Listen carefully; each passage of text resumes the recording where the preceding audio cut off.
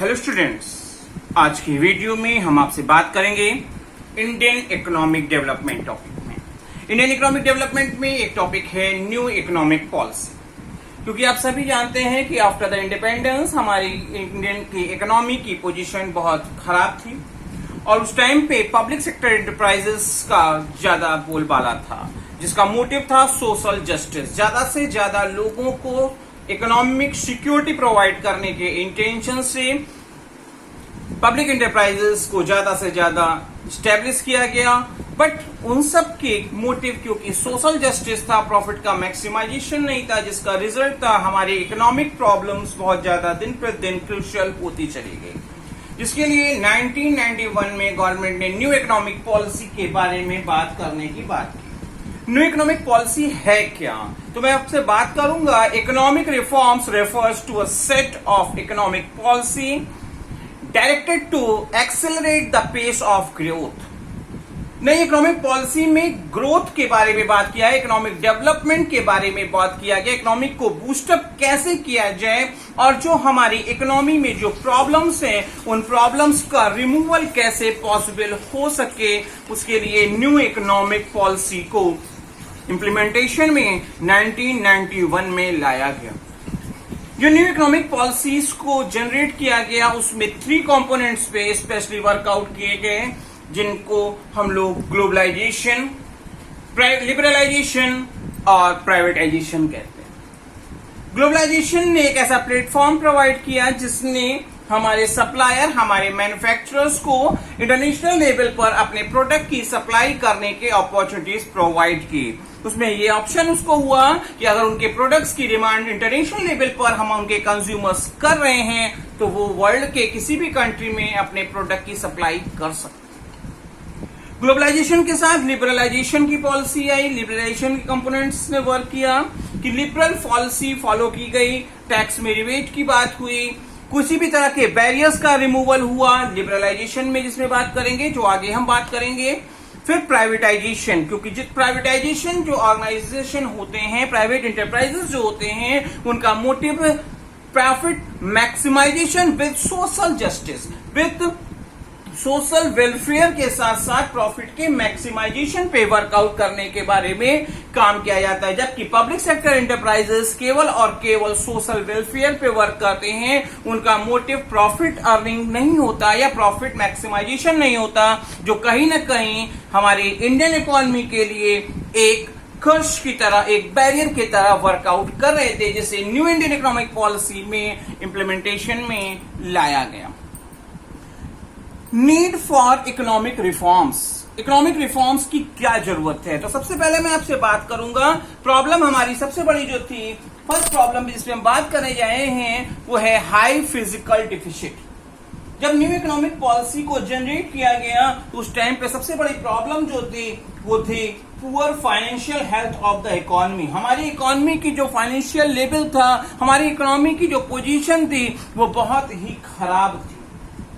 Inflation rate था वो तो बढ़ रहा था, बट लोगों की रेवेन्यू, लोगों का स्टैंडर्ड ऑफ लिविंग, लोगों की इनकम का लेवल बहुत ज्यादा नहीं बढ़ रहा था। इंटरनेशनल लेवल पर हमारी इकोनॉमी की पोजीशन जो थी वो बहुत नीचे थी।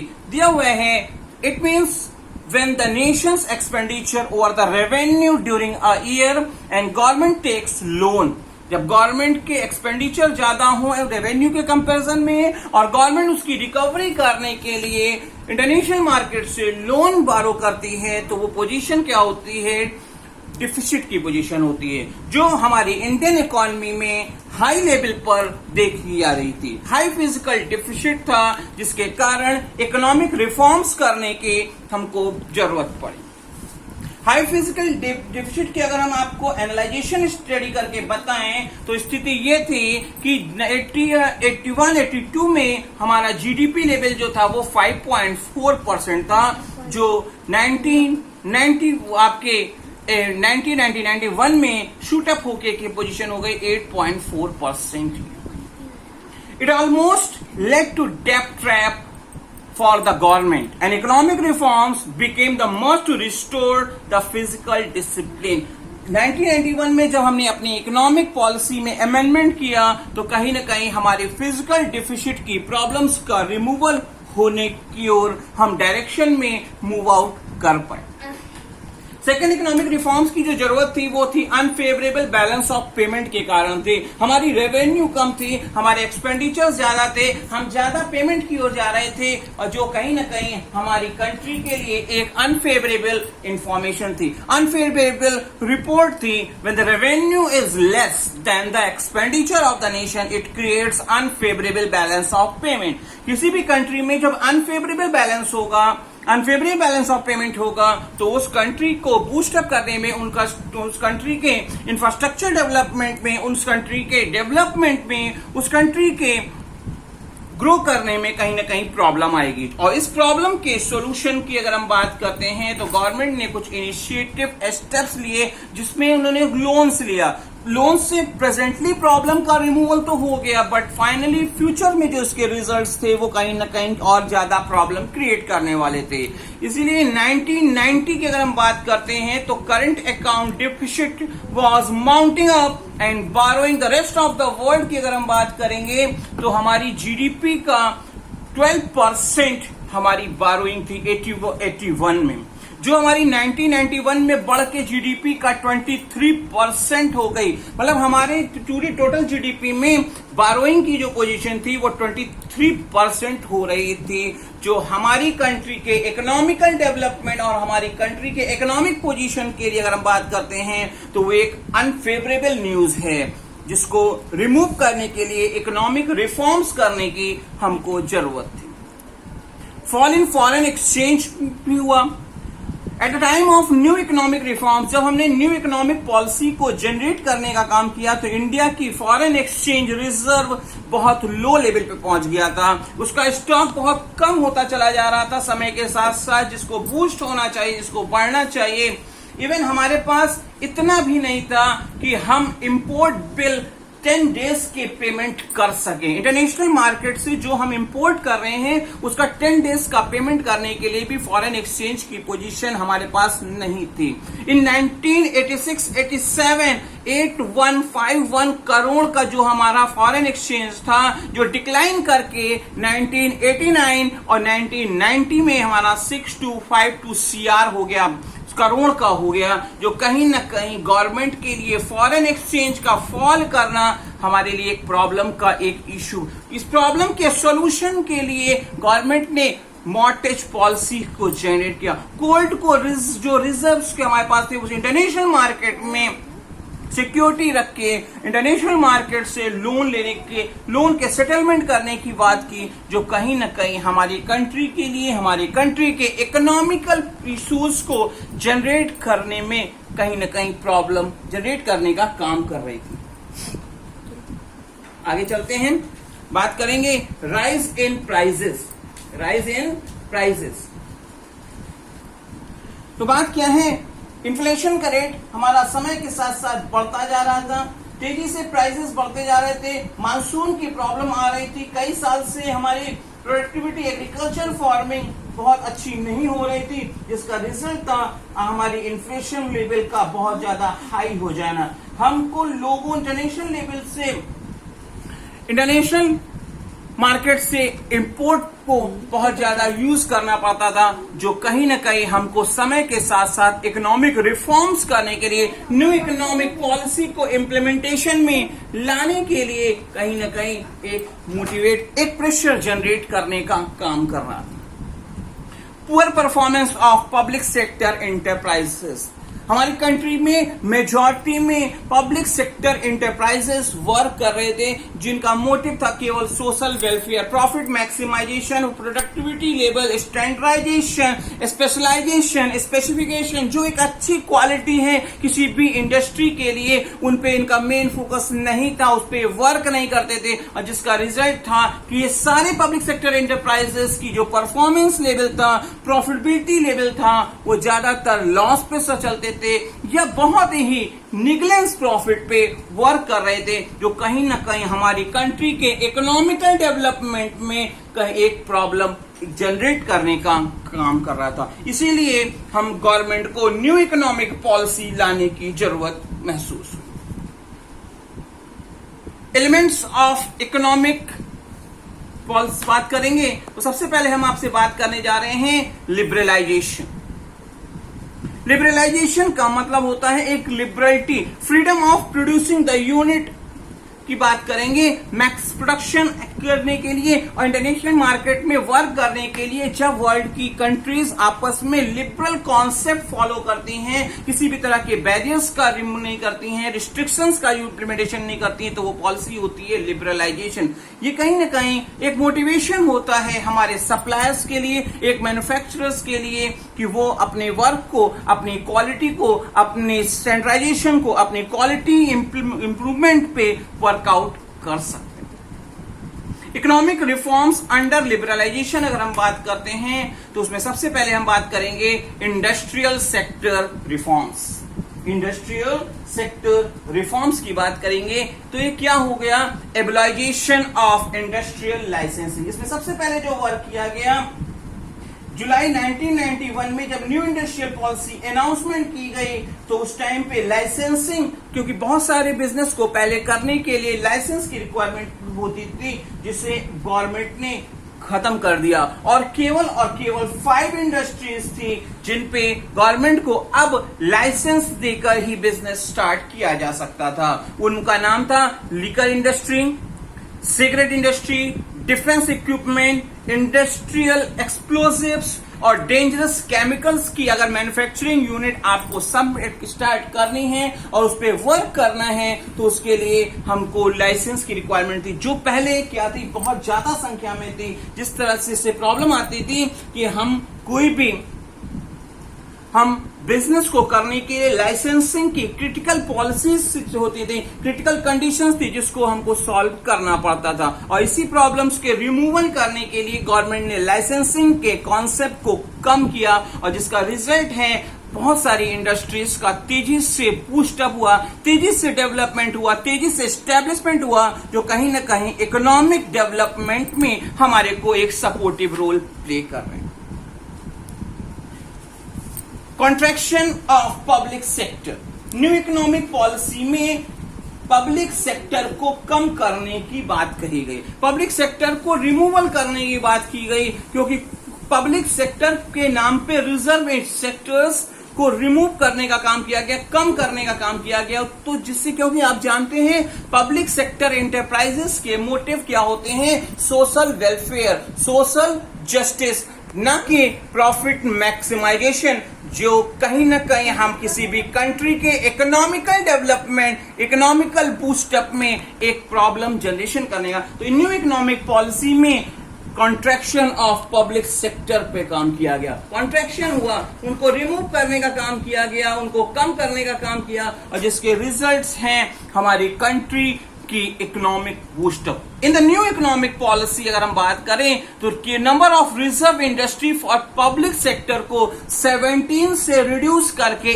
केवल 8 कर दिया गया और ये यहीं पे नहीं, आगे चल के 2010-11 में ये जो पब्लिक सेक्टर के नाम पे रिजर्व इंडस्ट्रीज थी उनको केवल और केवल 2 सेक्टर ही ऐसे रखे गए जो केवल अब पब्लिक सेक्टर में स्टैब्लिश किए जा सकते हैं। अब बाकी सारे सेक्टर्स जो हैं वो पब्लिक सेक्टर के नाम पे रिजर्व नहीं है, अब वो पब्लिक प्राइवेट सेक्टर में स्टैब्लिश किए जा सकते हैं। अगर कोई बिजनेसमैन प्राइवेटाइज करके अपने बिजनेस को रन कराना चाहता है तो केवल और केवल एटॉमिक एनर्जी की कंडीशन में और रेलवे इंडस्ट्री में केवल और केवल पब्लिक सेक्टर के नाम पे रिजर्व है। बाकी सारे ऑर्गेनाइजेशन, सारे तरह के बिजनेस, सारे तरह के इंटरप्राइजेस को प्राइवेट लेवल पर, प्राइवेट सेक्टर में स्टैब्लिश किया जा सकता है।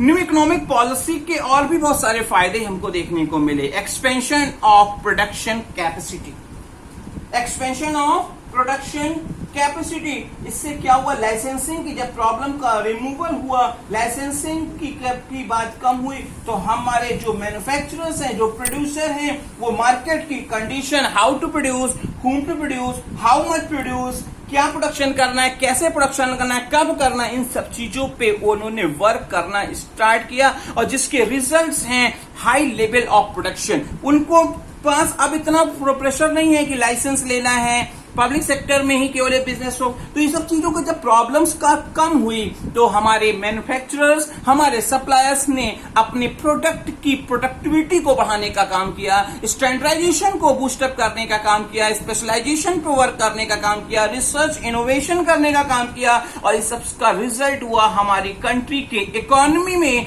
रिसोर्सेस के प्रॉपर यूटिलाइजेशन, जो कहीं ना कहीं इकोनॉमिक बूस्टअप करने में हमारे को सपोर्ट कर रहे हैं। और ये सारी चीजें जो पॉसिबल हुई है वो न्यू इकोनॉमिक पॉलिसी का रिजल्ट है। और ये अब हम बात करेंगे freedom to import capital goods.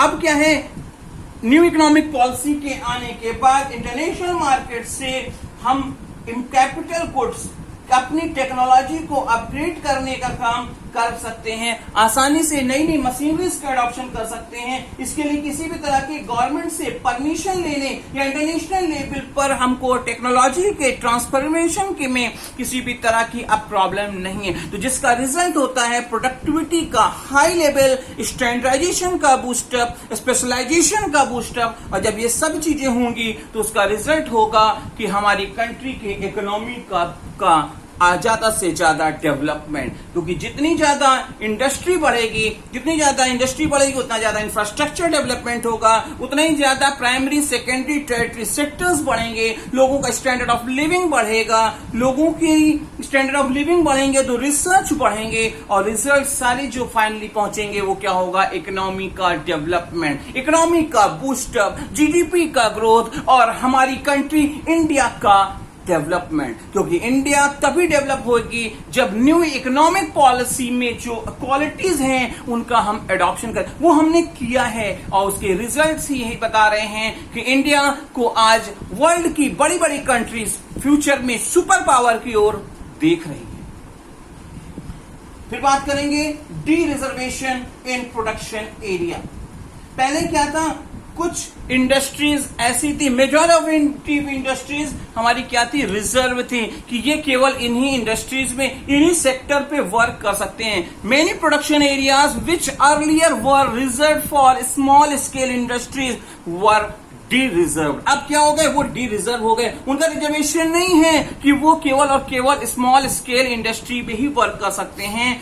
अब क्या हो गया, forces of the market were allowed to determine the allocation of resources। Demand और सप्लाई के बियॉन्ड पर आज डिटर्मिनेशन होता है, आज उसके बेसिस पे वर्क होता है, जिसका रिजल्ट होता है कंज्यूमर को कम कॉस्ट पर, कम वैल्यू पर अच्छे से अच्छे प्रोडक्ट्स मिल पाते हैं और सप्लायर्स जिनके प्रोडक्ट में क्वालिटी है, जो अच्छे से अच्छा प्रोडक्शन कर सकते हैं, कंज्यूमर की नीड को फुलफिल कर सकते हैं और अपने उनके पास रिसोर्सेज अवेलेबल हैं, उसका यूज करके, ग्लोबलाइजेशन का यूज करके इंटरनेशनल मार्केट में अपने प्रोडक्ट की ज्यादा से ज्यादा सप्लाई करने का काम कर सकते हैं। और ये सारी चीजें जो पॉसिबल हुई है वो हुई है न्यू इकोनॉमिक पॉलिसी के कारण। न्यू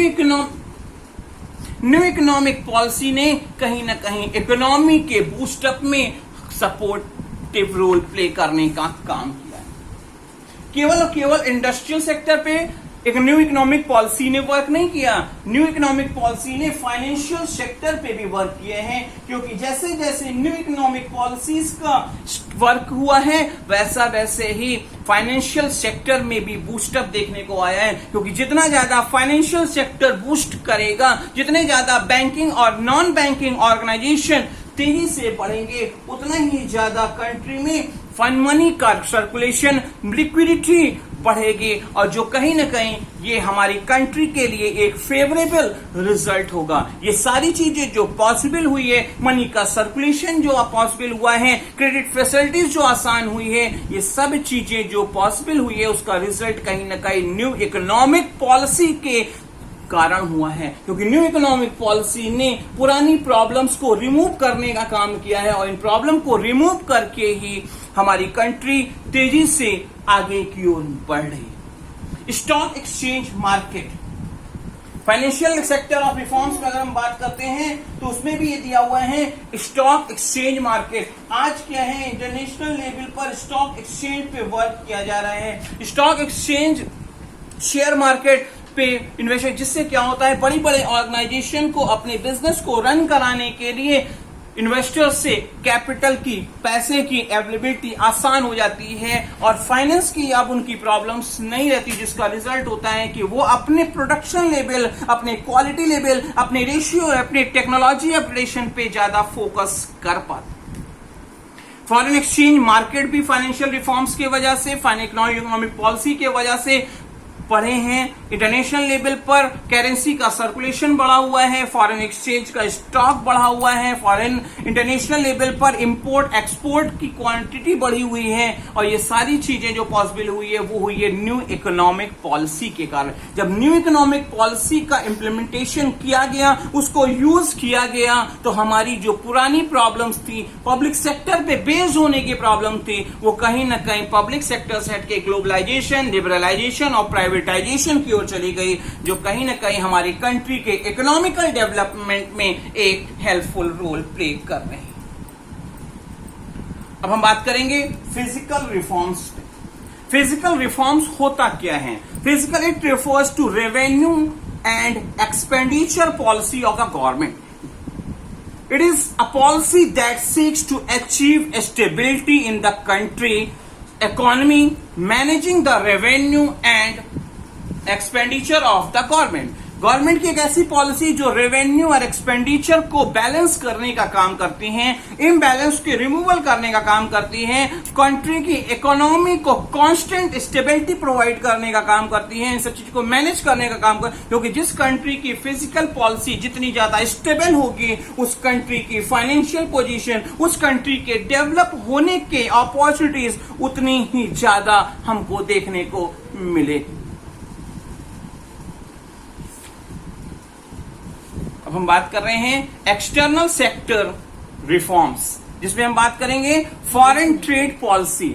समय के साथ साथ फॉरेन ट्रेड को ज्यादा से ज्यादा बढ़ावा देने के लिए हमारी कंट्री ने वर्क किया। न्यू इकोनॉमिक पॉलिसी में कैसे एक्सपोर्ट को बढ़ाएं, कैसे एक्सपोर्ट पे ज्यादा से ज्यादा वर्क करें, इस पे वर्क किया गया और उसी का इम्प्लीमेंटेशन का रिजल्ट है हमारी कंट्री की इकोनॉमिक बूस्टअप। हमारी कंपनी में उतना ही ज्यादा, हमारी कंट्री का इकोनॉमिक लेवल उतना ही ज्यादा बूस्ट हुआ, जीडीपी का बूस्टअप हुआ और ये सारी चीजें जो हमारी हो रही हैं वो कहीं ना कहीं हमारी न्यू इकोनॉमिक पॉलिसी का रिजल्ट है। होपफुली आपको ये वीडियो पूरा समझ में आया होगा।